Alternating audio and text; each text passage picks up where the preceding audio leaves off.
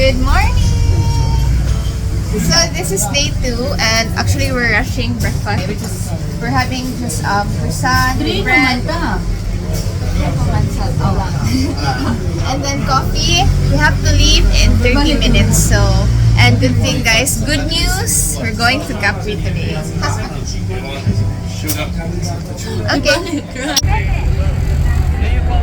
Hello Dav, where are we going today?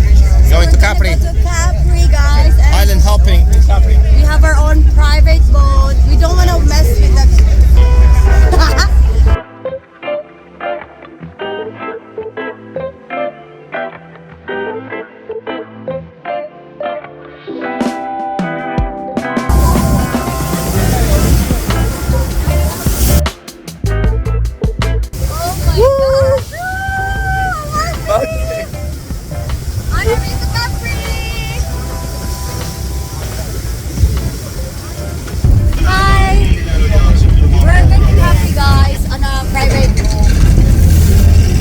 Love. We're on our way to Capri. Private boat because I'm blind. No. So this is the view of Positano. We're going to look at this side, madam. We don't Look go at to that. that side. Non andiamo dall'altro lato. Yeah, but blue boat is closed.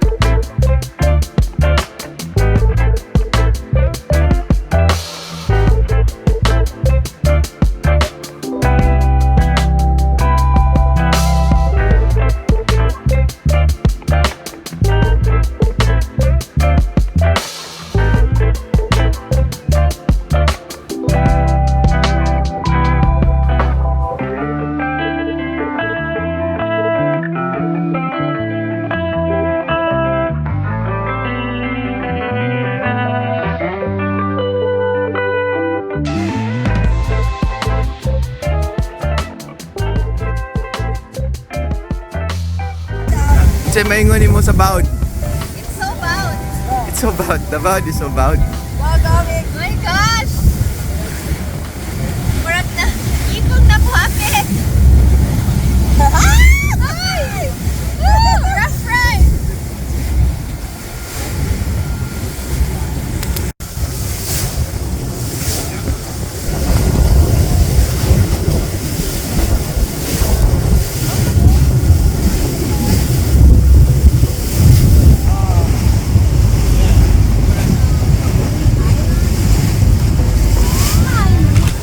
So we're in this island, first island. It's near Capri. I saw it in the diary or something. We'll put the text here. Yes, just to make sure. Yeah, this is the island. We're here.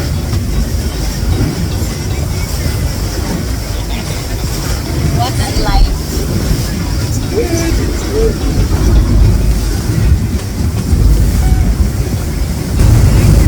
Wow.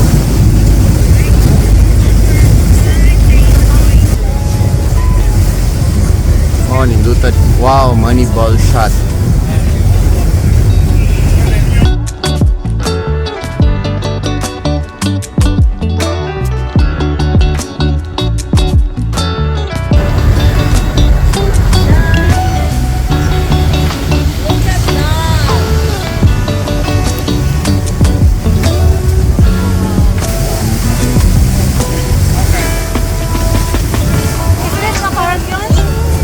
San Pietro. San Pietro Apostolo. Fishermen, actually. A village of fishermen. And there is a cross over there. There is a small church. Ah, yeah. Yeah. Dav the tour guide. That's the name. Fiordo di Crapolla. So this is the village. Yes. Small fisherman's village, and we're not. Just a quick stopover. We're not gonna go down. Hello. Ciao. They're having fun.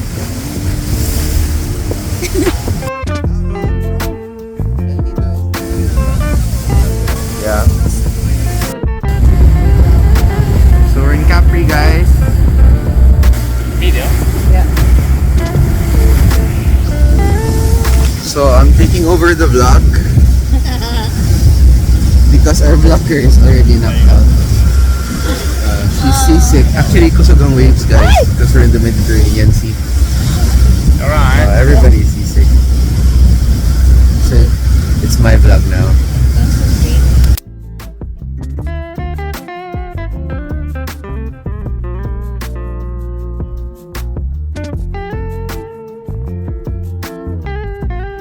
We're here in Grotta De Colombe. Grotta De Colombe. Grotto. Grotto. It's like a small cave. Yeah. Cave here. It's Colomba means dove. Dove. Yeah. So it's the dove cave. It's a dove cave where the dove lives. What? It is. Dove said it is. It's The bird. The birds. Raisa, the tour guide. Yes.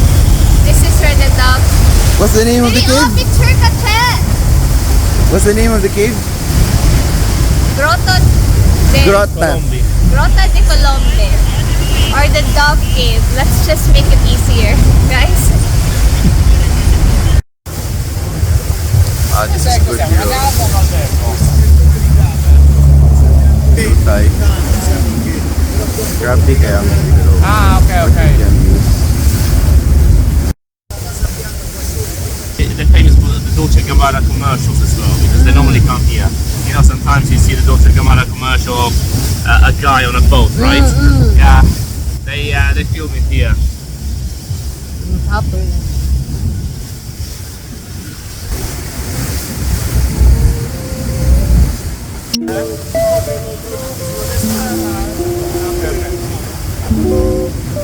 E non è attivo al momento. Yes. Love, ikaw daw. They're a bit further because it's less wavy.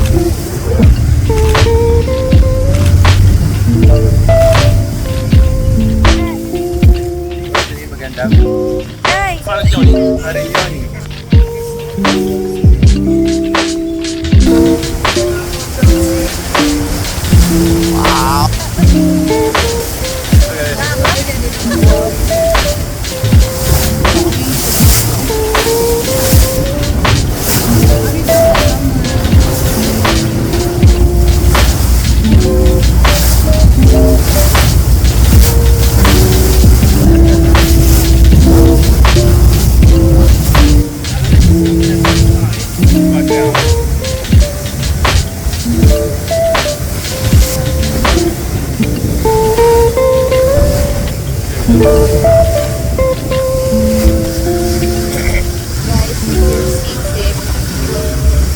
What if you have one?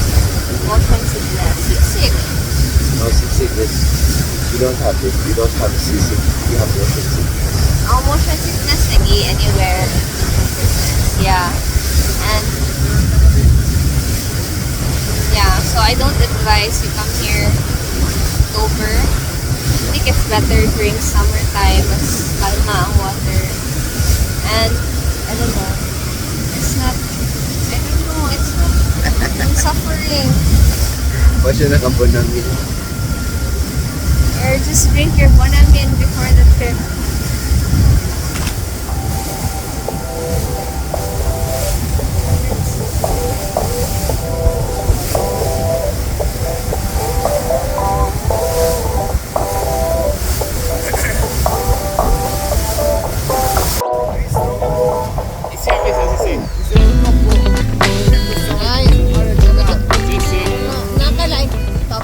Take over the vlog.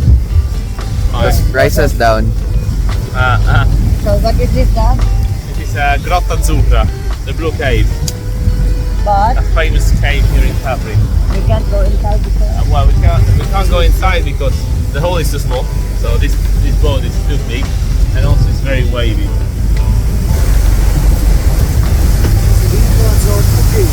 Wow!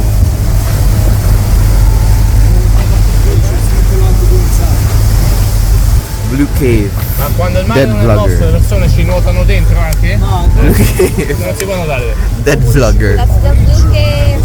What? Blue cave. How are you?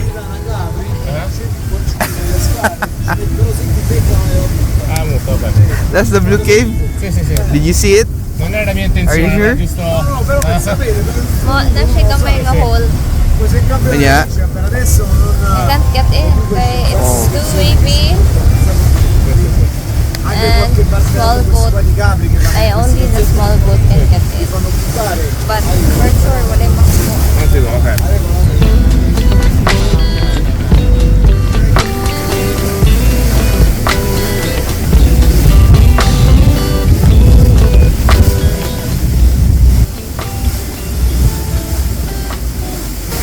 We're approaching Capri. Almost there. Almost done with my suffering.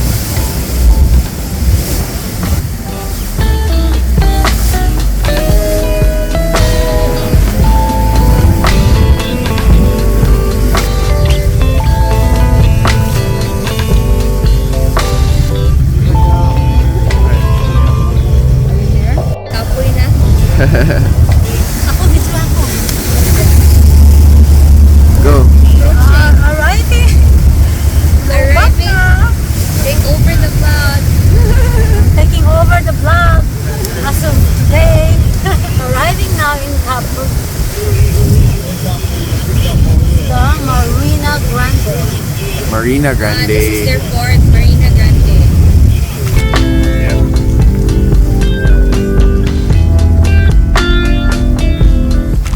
Are you alive?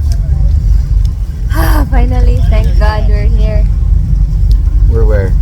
in Capri. The island of Capri. Guardate che sta nascendo. Can't wait to go down. No, già per... Hi.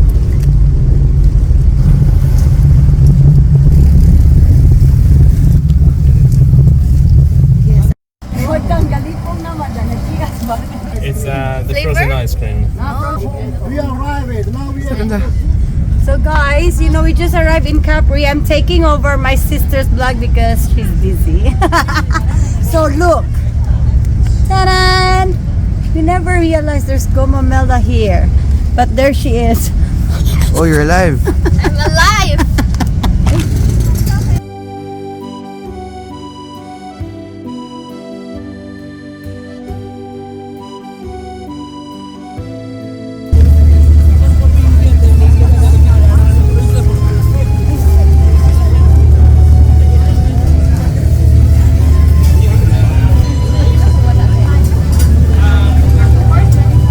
Allora, qua ti chiedo come.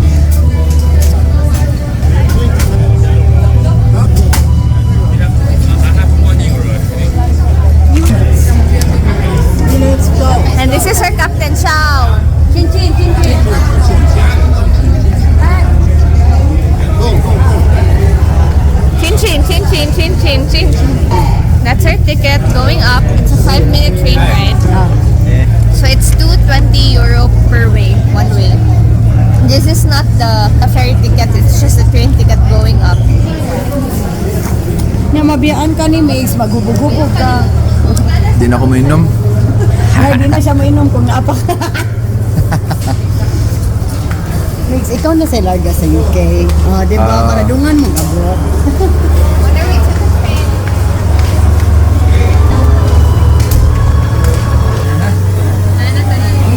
Sorry. Sa may monster yan. inside the train, we're inside the train. Tram. Train tram. I don't Tram. know. Going where? Going up. Going up daw sa doon. Where City Square man ata sa Capri.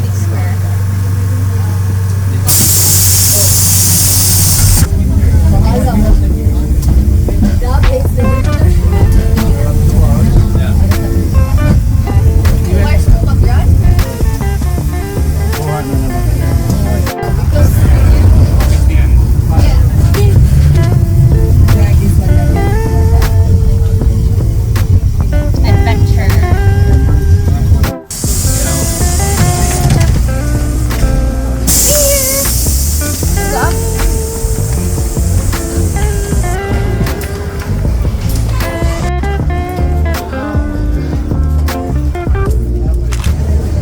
this is the view of Capri from the top.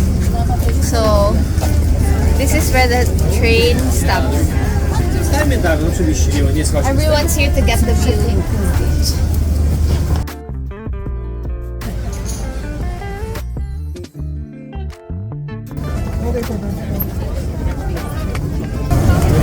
There's city center. So many tourists around, like it's packed.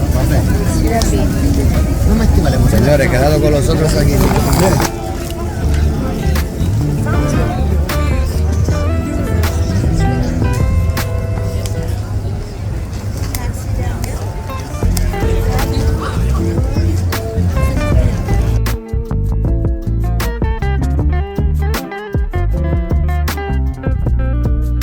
So it's actually hard to get, not so easy to get here.